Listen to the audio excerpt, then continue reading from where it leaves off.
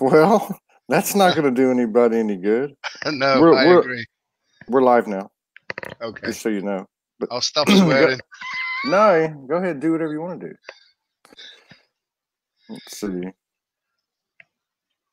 Let me see. I'd just like to say how much I'm enjoying the shows. You know, they're absolutely fantastic at the moment. I try and get to see as many as possible.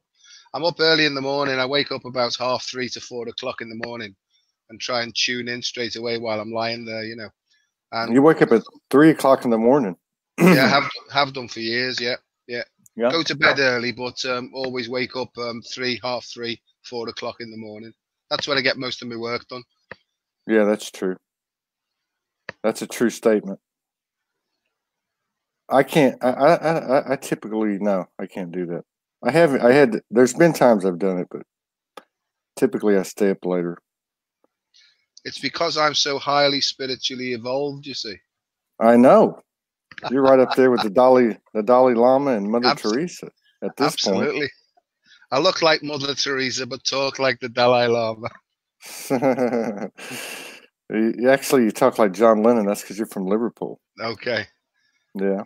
You're from Liverpool, right? I'm from near Liverpool. It's where I'm from is called the Wirral. It's dead posh, as you can tell by my accent. It's what? Dead it's posh. Very posh, you know, that means a very high class. Posh, yeah. Port out, starboard home. There you go. Okay, so we got 30 people in the house. Yeah, got a whole bunch of people. Must be your Billy Walker. Must be your friend. I've never seen that name before. Yeah, Billy Walker, one of my friends.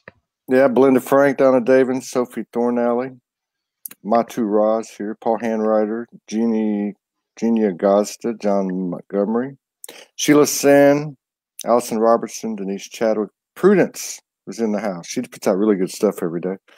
Cindy Fink, Lisa Maria Pauline Kudajar, Lillian Howard's here, Naveen, Cherie Miles. All right.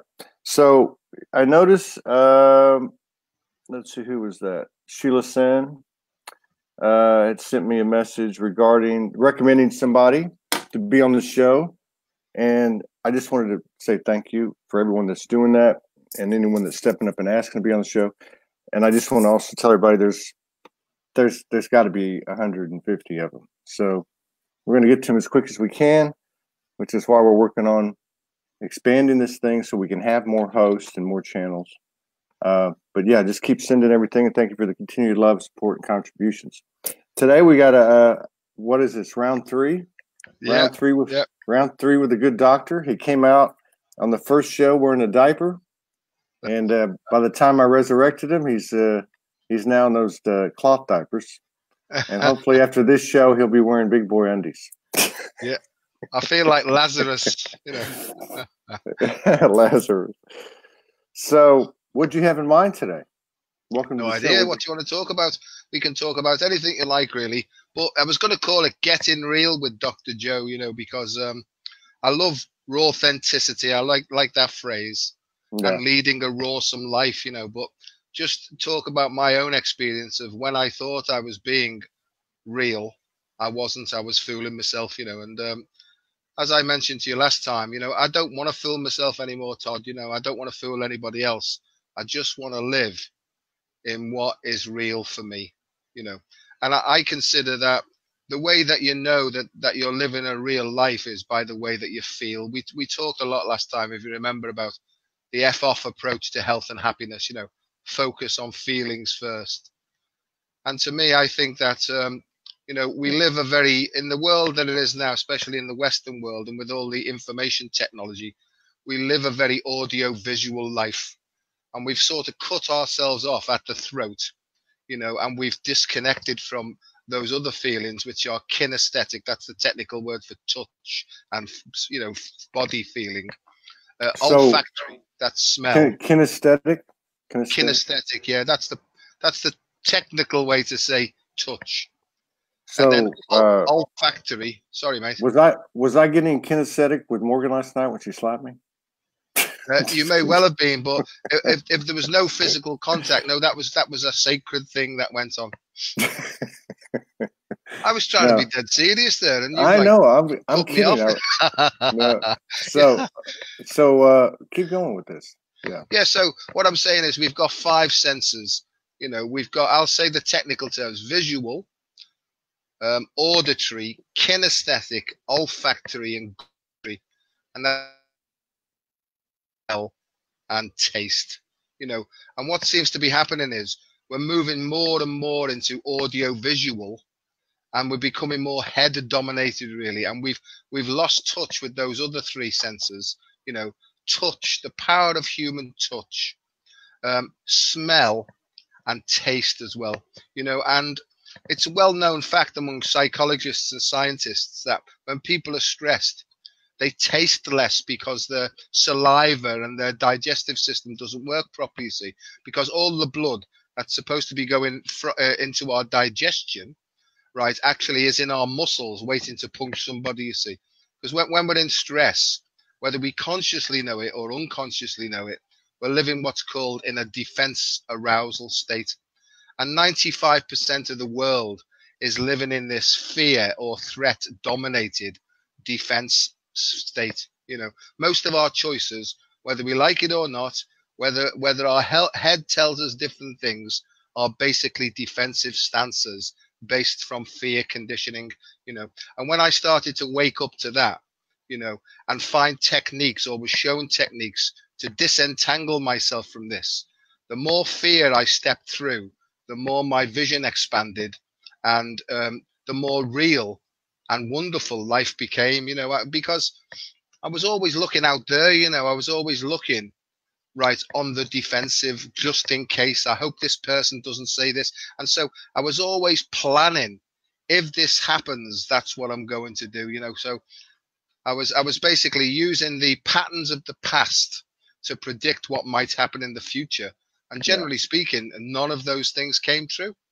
And what I'd do is, and this is a sneaky trick of the ego, 1 out of a million things would come true, and I'd focus on that one to say, I told you, see. So my focus was always on emotional sensitivity.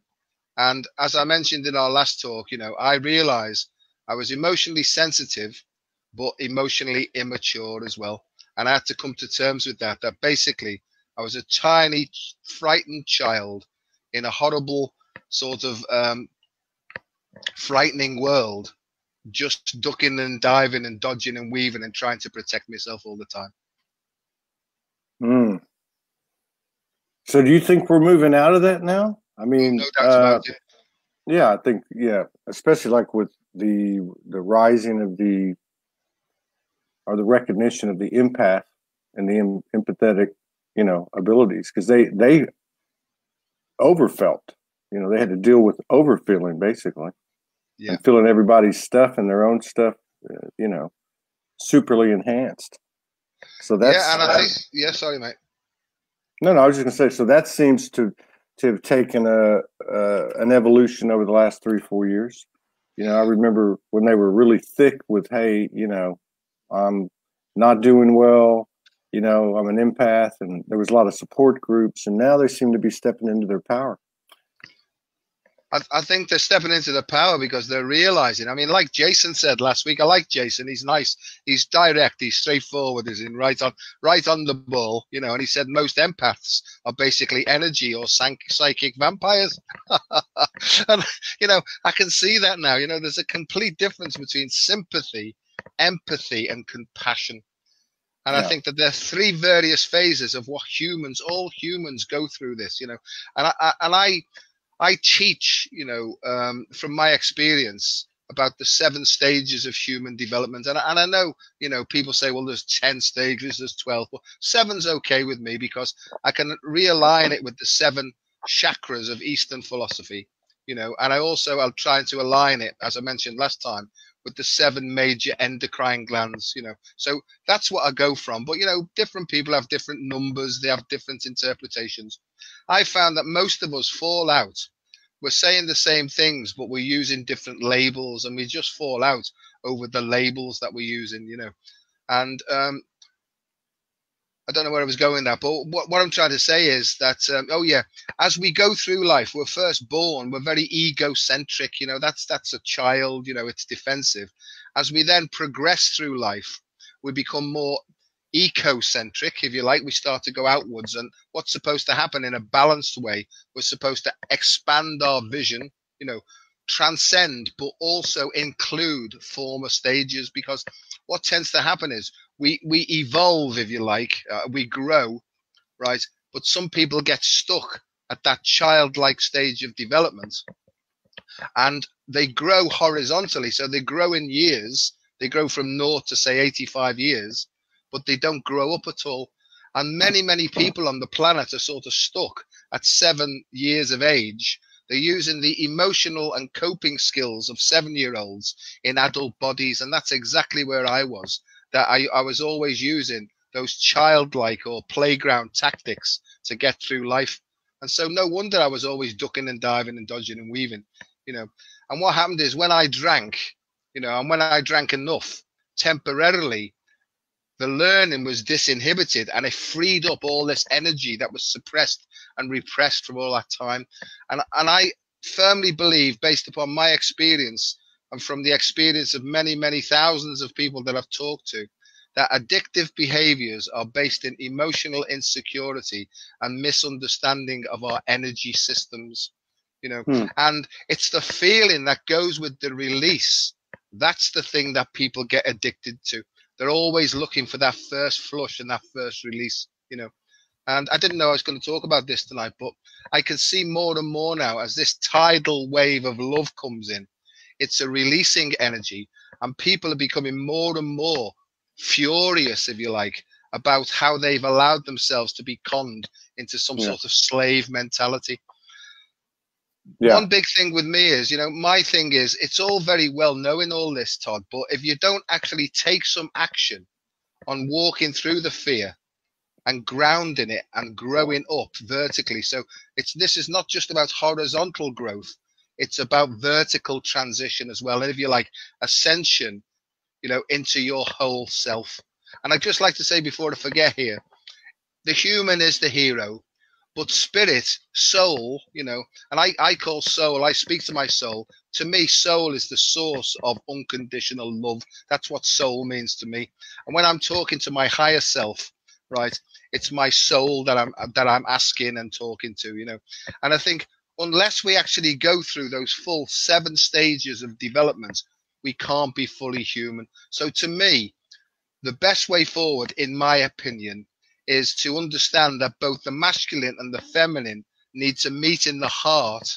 And it's in that middle point that both have equal share of developing, if you like, this sacred child. You know, that's where my sort of understanding is with things at the moment. So it's not just about the human, it's about the divine and the human working in harmony. And what I like is it's the we approach, you know. It is all about we. And so me inverted becomes we, and then they meet together then. Yeah, I agree with that. I just, you know, I just see it as you can't do it without the human. I mean, the human is the primary focus here, and the human is soul, and the human is spirit. It's just a matter of us making that conversion. I like one of the things that you said. You said we start growing up and going out there, and we're supposed to take all of our parts with us.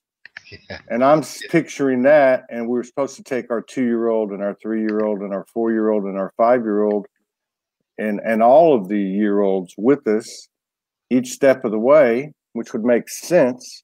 But at the same time, then you're saying many of us, including you, got stuck in a pre-adolescent or adolescent age with coping challenges. Yeah. So yeah, that's kind of an interesting way to look at it, because then we're going back and searching for that child that we want to nurture, as you just explained, with the masculine and feminine meeting in the heart. Yeah. I have a picture of, you know, the divine coming back and holding its hand out and taking the child, and they're both walking back through the areas where the child ducked and dived and didn't go through where he was supposed to, you know. And that, you know, the child's the emotional self, the way I see it, and the physical self get back together again, guided by the higher power or by the soul, and then they, on the soul's choosing, right, they then go back and look at a particular area each day, another area of breakthrough. And as I mentioned before, is once you break through something that's been hiding in your psyche for a long time, once you take the action to disentangle yourself from the obstruction, then loads more energy floods into your system, and then we can go forward then. And I think I mentioned last time, I've developed this approach called the I am approach. And the technical term, it's a deliberately developmental. That means when you take the action, you grow up, right? Mindfulness-based stress re-education program. And the I am stands for internal asset management. And again, what that means is the assets are our instincts. And most of us have been blocked, and we've been blocked by faulty logic and misdirected instinct. And that's, in my opinion, what's causing most of the problems on the planet. And people now are they're being faced now with where they've developed their logic to misdirect their instinct so that they don't have to face themselves. But nobody, in my view, nobody's going to get away with this. However, there is a solution to be guided through it, and that's called opening the heart and conversing directly with the soul and asking it for guidance. I don't believe that we can tell the soul what to do. I think that we've got to surrender and say, oh, all right then, right, give us a clue. Show us what I need to do here now. And when we surrender and accept that the souls may be a bit more wise than ourselves, then things start to fall in place then. Yeah. Yeah. In the context that you're using it, I believe that. If you're saying like, and it is labels and names and semantics that are, shouldn't separate us at all. But yeah, I think it's more than we're not going to tell it what to do. It's actually got it laid out for us and trying to give us clues to go to go towards our heart's desires that are embedded in pure intention. Yeah, I absolutely believe that. Although we have this free will, and it is seem to be getting louder for people when they ignore what is ultimately their own heart. Yeah, no, I agree. I think the way I look at things now, and I could be wrong, mate, because I'm only learning like everybody else, but the way I see it is we sign before we incarnate. We sign a soul contract, we're sitting there at the curriculum development department of souls, and there's all sorts of like wise souls around us to say, you've done quite well up to now. Soul number 143559, you've done very, very well, but what do you want to do next, and this soul whose number I've just forgotten, this soul who's a cocky bugger, he says, that alcoholic one looks quite interesting. I think I'll pick that one. And they go, whoa, hang on a second, son. That's dead hard, that one. That's really, really difficult.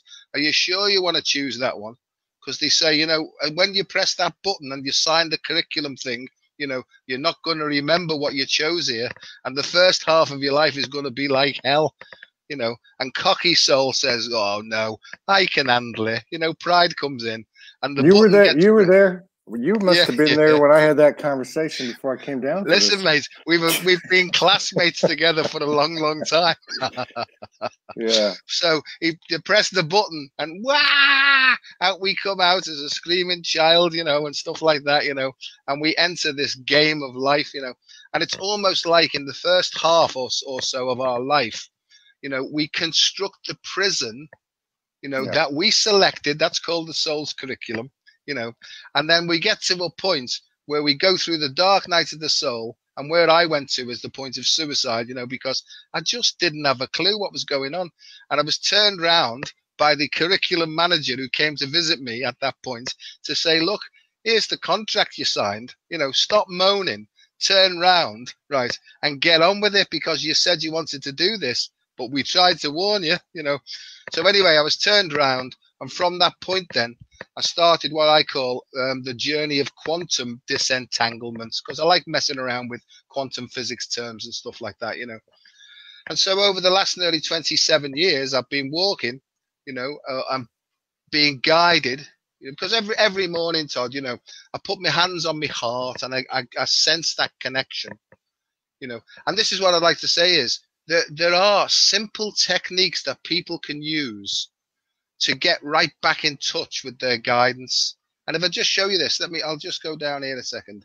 Yeah. Right, look at this. This is my I am logo. Look, I've become like a professional type person now. And I've got my That's own awesome. logo. I love the colors. Yeah, well, the colors are red, green, and violet, you see, because they represent the ascending colors of the electromagnetic spectrum. Wow. Marvelous. Anyway, I digress as always. If you put your hand on your heart and you put your other hand on your heart and you're just imagining that you're cradling a beautiful sacred child, and I mentioned this last time, and you really get the sense that you can feel that you're cradling a beautiful, loving child. Or if you don't like children, you can say a pet, or something that means something to you. And you sort of bring it to your heart. If then you can relax nice and gently. Do you want to do this while we're doing it? Do you want to do this? Okay. So if maybe if everybody could do this and just, bear with me, and just, if you want to, just close your eyes and just get a sense that you're feeling a beautiful, warm, gentle energy just coming in and out from the palm of your hand. And just gently breathe all the way in. And as you breathe in, just collect any stress and tension that's in the heart area. Stop for a second. And as you breathe out, just imagine that you're giving all the stress and tension that's accumulated back out to the universe. And as you breathe in again, just breathe that beautiful, warm, gentle feeling. Collect any stress and tension anywhere inside your body. And then on the out breath, just breathe it back out to the universe. And just bear with me on this. Now that you've got that simple technique, just allow your breath to come and go nice and gently. It's very important that the in breath and the out breath are of the same length. That's very important, that. So breathe all the way in.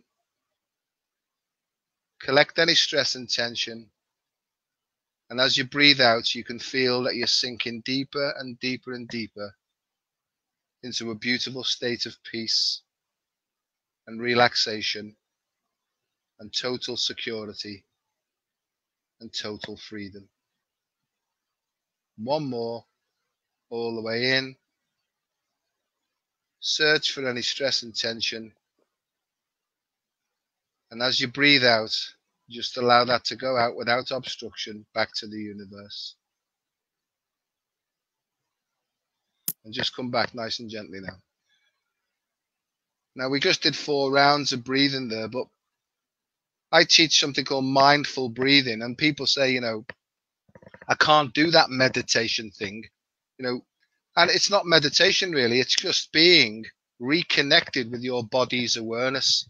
It's almost like the more that you do this and the more that you sink into it, the more space you get to observe your own actions, really. So to me, it's just about self-awareness, because I went in my journey, if you like, I went to many, many meditation teachers, and many of them said, and I thought there was something wrong with me.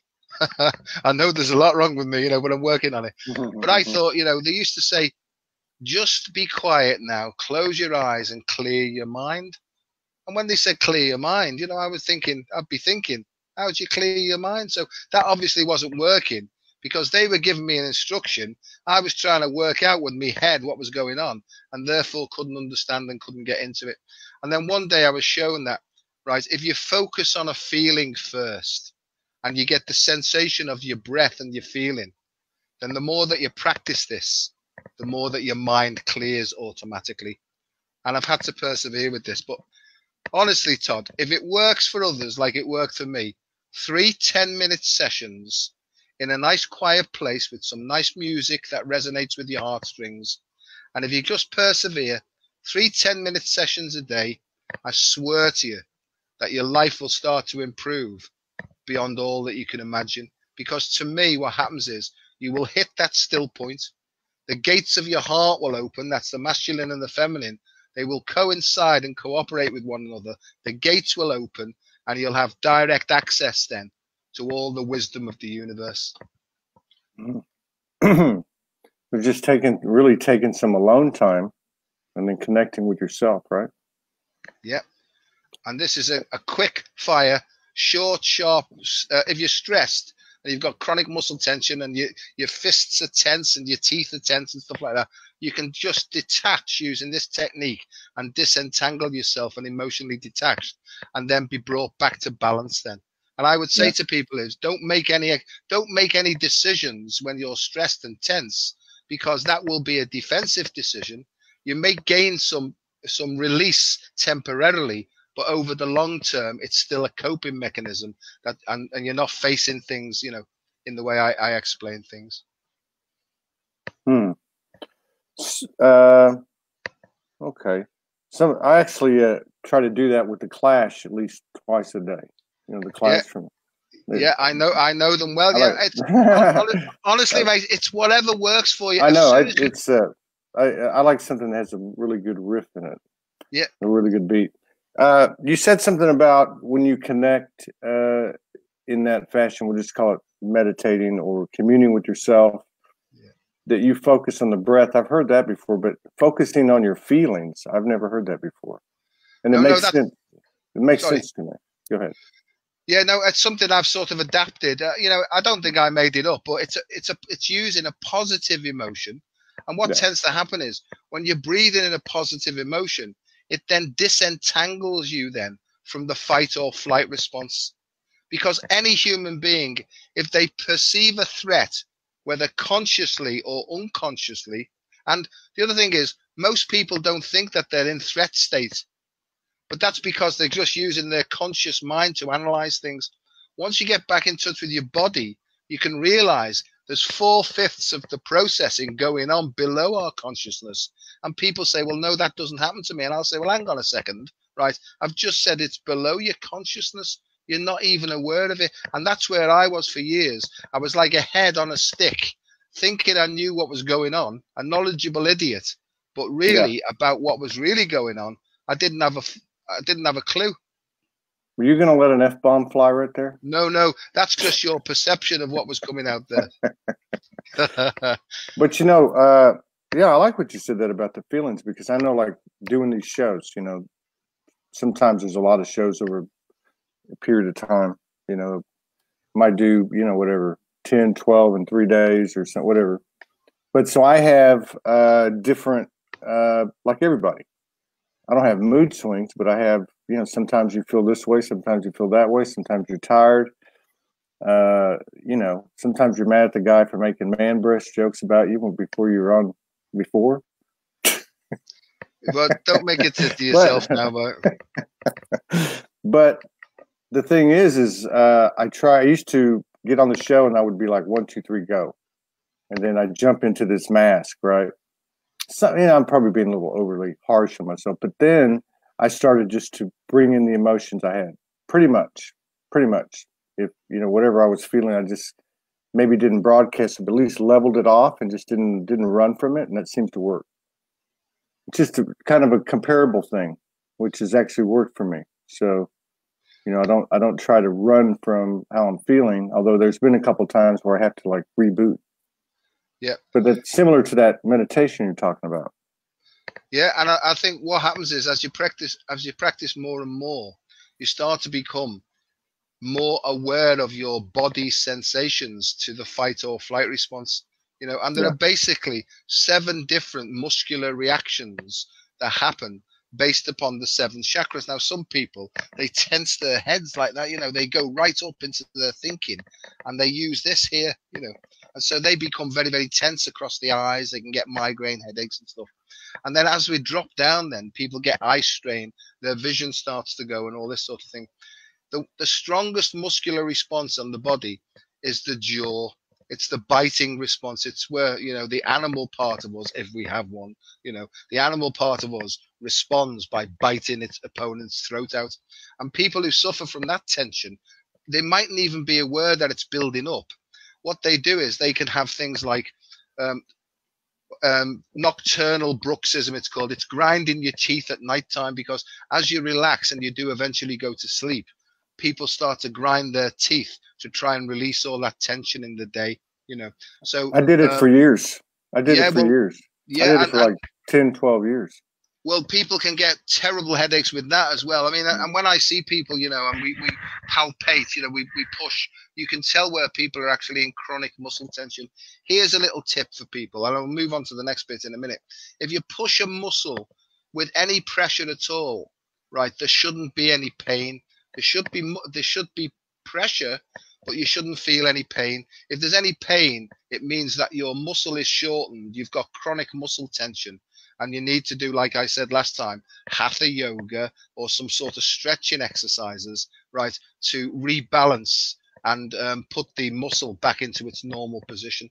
Because if you don't, and your soul's trying to come through, or your light body, where it gets obstructed, you will feel pain in that area. So in a way, pain is the touchstone of recovery. It's a touchstone, and it lets you know where the soul's trying to come through and de-obstruct you. So if you feel pain, all complementary therapists will tell you this, that pain in complementary medicine is just where the vital energy or the spirit is blocked from going any further through the physical body.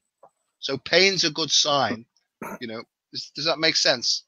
Yeah, that makes a lot of sense. Now, are certain parts of the body associated with certain parts of the energy body? Like the jaw to what area in the physical body? I mean, the seven chakras, you know, so the different chakras. So you can get an idea of the spiritual state, the psychological state, and the physical state. So if you've got a pain in a particular area of your body, like your solar plexus, for example, that's representative of personal power. And people who have pain and digestive problems are generally blocked from expressing their own personal power. And when I say expressing it, I don't mean to hurt anybody else, but sometimes along with the throat, the solar plexus and the throat work together, but sometimes the grip comes in and wants to express itself, but the throat closes it back down again. So if you can imagine a flow of water trying to come out, and then somebody standing on the hose pipe, all that pressure that's building up will go backwards and it will cause physical pain. So to me, physical pain in spiritual growth represents an obstruction. So the next thing would be to do mindfully take a step back, open up your heart, have a direct link to the soul, and say to the soul, dear soul, or however you want to talk to your higher self, can you please show me the lesson that I need to learn here? Do I need to take a particular action? Do I need to go and apologize? Can you please give me a clue? And sometimes you'll get, not there and then, sometimes as you're walking along then in the day, some piece of music will come on. You'll read something, even in a comic or a paper, and it'll go ding-ling-lingle, you know. And then if it's a fear, you'll try and dismiss it. And then as you go further down the road, it'll come up again and louder, you know. And 3 times it'll go, you know, like 3 times in denial, then get the message, you know. So what I'm trying to get across here in a sort of clumsy way is any physical pain or obstruction or tension, it's your soul trying to say, hang on a second, we've just had an ego threat here. The tension is associated with an ego contraction. Stop, step back, have a look at it, see what needs to be done. And it might be that you've got to go and apologize to somebody, and the little child in you will say, oh, no, I don't need to do that. Oh, no, you know, whoa, right. And in the end, something will say to you, yes, you do. And here's the thing. This is what I've learned, right? Once you take the action, the physical pain goes away, right? And then you start to evolve, ascend, and grow up. And sometimes if you don't do it, if you only do it half-heartedly, the same lesson will come back like Groundhog Day, and you'll just have to repeat it until the channel then is fully flowing. So the way I see it, Todd, soul is the light body, works through the chakras, works through the meridian systems, works through the nadis, goes in then through the nervous system, and then flushes through. And I think that that's what's happening. People are becoming more light, because the energy bodies are working, they're spiritualizing their physical bodies, their halos are growing, but they're feeling lighter in themselves because it's almost like a levitation response, really. So they're countering the effects of gravity by allowing the light body to come through, and the light body showing them how to overcome fear by taking actions that they never chose early on in their lives. I like that comment. They're counter affecting the gravity. Yeah, that's a true statement. Yeah, we may not be in the way we would think of gravity, but we're lighter. We become lighter, which gravity's a lot more than what that holds us to the ground, right? Well, no, I think, metaphorically, I mean, they're connected, because, when you're serious, you're grave, aren't you? You're very responsible, and that's why I laugh and joke and take the piss a lot, because I spent that many years under the effects of gravity, and it was taking me to my grave, and so levity, which means lightheartedness, right? Lightheartedness and humor, right? That's, most of us have lost our touch to that, really. And that's why I get on loads of people's nerves, and it makes me happy, because they're so serious and blocked in their old egomania that they can't, especially in academia where I work, we're all supposed to be very serious, responsible looking people, I can't do that anymore, because I've always had the joker in me, like the heyoka. I've always had that joker in me, and I've allowed people they didn't do it to me, but I allowed them to talk me out of that. And I sort of turned into a miserable, responsible, right, individual, who completely lost touch with the beauty of nature, and everything was a drudge. I just used to drudge, trying to do what I thought was the right thing. That was definitely the wrong thing. You became a drone, man. You became like a robot. We became like robots. Yeah, so, and that's the whole thing, and my job is to try and help to shake people out of that, not to tell them what to do, but just sort of explain that this is what I went through. If you can resonate with this, maybe I'm not telling anybody, I'm making suggestions. Maybe if you try some of this, right, you might lighten up yourself, you miserable bastard. And then I run away quickly then, because I'm pretty fit, really, so I'll run away quickly. Well, depends on if I'm chasing you. Then you'll really be if you were chasing me, I could walk away quicker than you can get me. So but yeah, going back to the body. So the body gives us these signals.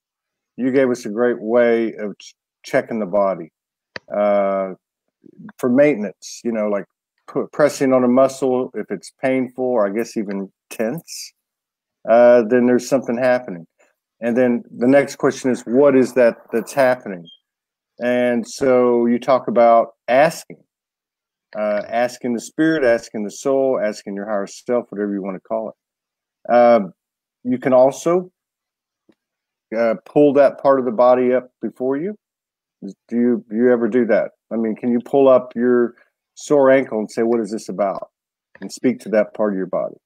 Absolutely. And there's a lot of people do this. There's a technique called autogenic training, where you could actually take your consciousness into that part, leave your consciousness there, and ask that part directly.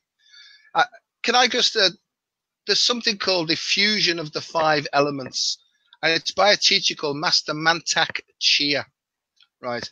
And he talks about all this stuff. I've read a lot of his stuff over the years, but it's corresponded what was happening in me, because once I started to spiritually awaken it or understand it, I got in touch with my energy body then, and I could start to feel these different movements going on in my body, and some parts this is Kundalini rising, this really, or, it's the path of Tantra and stuff like this, and people misunderstand that. But I'll go back.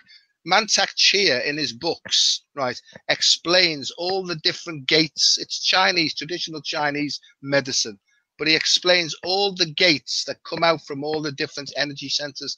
It's fascinating, absolutely fascinating. And he talks about the use of sound, the use of light, the use of movement, the use of meditation. And he talks about a microcosmic orbit. That's a circulation of energy within the human body. And then as the crown chakra opens, we get in touch with what's called the macrocosmic orbit. And then, what actually happens is then there's an influx then of information, which gives you more ideas on actions to take, which take you further into this evolution process. So Mantak Chia, Chia. There's loads of YouTube videos on him. He's a lovely, lovely man. You can just sense his calmness and his mastery. So I'm just suggesting maybe some people might like to do that. Yeah, and like you've taken some stuff, or you've taken the body of work that you've learned from and read about and studied, and you've developed your own stuff. And I mean, so I agree with you. I think if you need, people need somewhere to start. There's plenty of places to start, plenty of methods. But ultimately, are we all moving towards, physician, heal thyself, being our own teacher, pulling our own information directly from infinite intelligence as to what we need, what's wrong with us, and so on. I think we are all moving towards that, but it's the escalated, isn't it? I think, if there's somebody who's a few steps ahead and has found something that works, there's no problem of suggesting to, not telling them, but suggesting to other people, I've tried this. I think the thing is, if you share your experience and your strength, you say, well, I tried this and this was the result, but I tried that. And this, sometimes it may appear negative, but they may try the thing that didn't work for you, but that did work for them. So in the end, it comes down to choice and trial and error. I think for me, anyway, I can only talk about me. It's all been about trial and error, because in a way, there's no such thing as mistakes. There's just experimentation, Yeah. And the old word sin, sin means to miss the target. From the Greek, it means simply to miss the target. It's a mistake, And once I heard that, because I was brought up in environments where it was all about sin.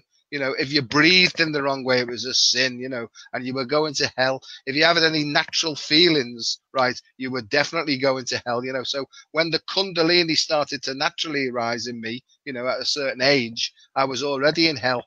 I became a yoga master, at about 12 years of age, because I'd have all these natural feelings coming up. I'd already been told about them. Expect this. And if you do anything else associated with this, you're going to hell. Or you'll grow hair on your hand. Yeah. Well, exactly. And as I'm saying that's when the throat starts to get used, because this is the organ of repression and suppression.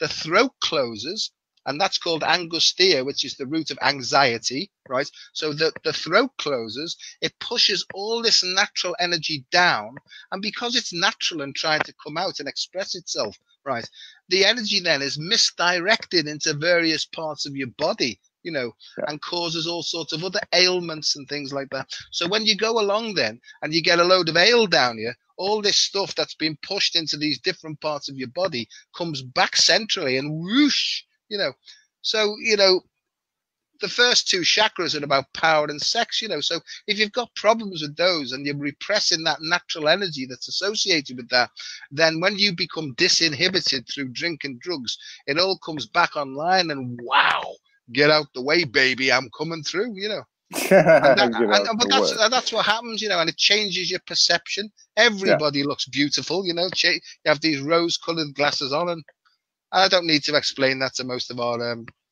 listeners here. And the other thing you explained too is that when the body gives you a signal that there's an ego attack, or however you put it, part of the way you can do it is to approach it through your physiology, right? Approach it through the physicality by stretching. Yeah. I know that, like, when my muscles get tense, I know a lot of times I've become more aware I need to drink some water. And I can drink a couple of glasses of water, and in 5 minutes I feel much better. But in terms of like approaching it from an energetic standpoint, what practices do you promote or teach in terms of identifying what is the problem? Where does it really come from? What's the root of the problem? Same, honest to God, Todd, this is so simple. I go into a quiet place. I put my hands on my heart out, do that snuggling thing, go into that breathing, and when I feel a deep connection, I'll say, what's up here? And I'll just get your shoelaces are too tight. And I think, oh, thanks, because I am always looking for some deep spiritual significance. But it's, Yeah. go and have a drink of water, or put some slippers on, or wear some trousers that aren't too tight, And then other times it'll be, you told a lie there. Go back and tell somebody that you weren't quite telling the full truth and stuff. So it's growth. The I am approach that I sort of have developed. It's physical, emotional, mental, and spiritual. And where we'd go normally to a general practitioner or a doctor, and we go back, we try and solve the physical problem through the physical, right? The best way is to go into the spiritual first, ask for advice, and see which one of those components needs to be worked upon. Yeah, I had Dwayne Hartman on the other day, and then of course working with Morgan and here's some other people, where alignment with a future self that's already got it fixed or worked out or healed or whatever you want to call it. Also, Dwayne brought something up that was interesting. He said aligning with your infant child before that child was being told no and restricted and the freedoms blocked and that type of thing, just by simply aligning and taking the thinking out of it. Yeah. And just aligning with that, from our standpoint, healed or higher presence or pure presence of ourselves that's actually in this incarnation are going to be. I thought that I've actually used that a few times early on in my relationship with Morgan when she introduced it to me. And I've used it recently. As I've been faced with challenges of where am I going? How's it going to work? What's going to happen? And then I don't know that I've got any clear answers, but what I have gotten is peace, like aligning with that future aspect. And it's just a 5-minute deal. I go away with more peace and go about my day better than I was. So, and I think what you've just described there is basically what I'm trying to help people to do. I don't know what their answers are to their problems. They do if they go inwards and start to ask something deeper. Now, At one level, there's no separation, there's no inner child, there's no nothing. There's no dimensions. We are all at one. But while we're in this 3D world, we can use that sort of dimensional thing if it helps, because I hear a lot of people have, I don't have to do that. I can just relax and I'm completely at one. No, they're not, because you can sense that, they just think they are, and I was there for a long, long time, really. I ask my students, I teach this a lot in universities and stuff. And I say to them, what was your name before you were born? And they say, what are you talking about? I say, well, what was your name before you were born? And they'll say, well, I didn't have one. So where did you get your name from? I was given it. What language did you speak before you were born? And I give them half an hour to think about it, and they go, oh, this is too deep. It's too early in the morning for all this, And I say, but what language did you speak? Didn't have one. Okay. What religion were you? Didn't have one. I say, so when you were born, where did you get all this stuff from? It was given to me. And that's the societal conditioning that comes in. And we defend those things to the death sometimes. We'll fight over them. Someone will call us a different name. We get threatened by it. We fight. That's the start of the defensive posture, And the point is, what Dwayne's saying then, in my understanding, is if you can go back before all that conditioning took place, then you're basically working with a pure, unadulterated energy. And I like that. But I'm doing a talk in a couple of weeks' time, and it's basically about the programming that goes on while the child's in the mother's womb, because science now and neuroscience is beginning to show that the mother's emotional state and their nutritional status will actually form the child and will develop its brain pathways, right, before it's had any say in the matter, So how do we then go back then and make sure the environment is pure enough for the child? So that's where I'm up to now. And then even further back than that is, what was the mood state of both individuals at conception? because even that now, the emotional state at conception can impact upon the genetic code as well. So, you know, to me, what it all comes down to, Todd, if we act in unconditional, or we allow unconditional love to work through us, then the world will be a better place. And I'm absolutely convinced of that. You know, I had the thing the other day that says, you know, in the first stage of humans, it's all about us making love, right? In the second stage of development, when we enter the divine, it's all about love making us. You know, it completely turns around. We surrender. Unconditional love comes through them and shows us how it should be done. And that's my sort of way of trying to explain things. Yeah. I like that, for ourselves too, right? Yeah. Other techniques to allow the energy body to come through, Kundalini techniques. I teach these. I do a lot of stuff really, but it's really about energetic techniques and relaxation techniques to allow the energy, right, to actually perfuse the body, you know. And these are sort of yoga techniques. I mean, and dancing, we talked last time, you know, I'm still a far better dancer than you are, always will be. Well, we're just going to have to see about that. Yeah. Oh, no, I'm sure we will do one day. We'll meet and hug, but no tongue. We don't have to meet. We'll just put the camera on, back up a few steps so we can see your whole body, and we'll see what we can do. We can use it to raise money for charity. I don't mind. But the point is, it's about letting yourself go completely physically. Now, I don't know whether you've ever heard of Osho or Osho, right? Osho? Bhagwan Sri Rajneesh. If there was ever going to be a master that I followed, it would be him. I think I've got every book. He didn't write them. They're just basically discourses on his feelings, you know. And it just blew my mind when I got the first book, you know. And there's 112 different techniques that each individual can use to try and find the one that resonates with their particular soul's vibration, you know. And a lot of people put him down, thought he was some sort of sex guru and all this sort of business. But all he was ever talking about was, right, allowing the sexual energy to get past your belly button. Right, because once it gets past your belly button, then, as you were talking, your Morgan, you know, and you together, you know, once it gets past your belly button, it starts to de-obstruct all these other chakras then. And we go from sex to super conscious. And that's truly where universal consciousness comes in, and we're freed.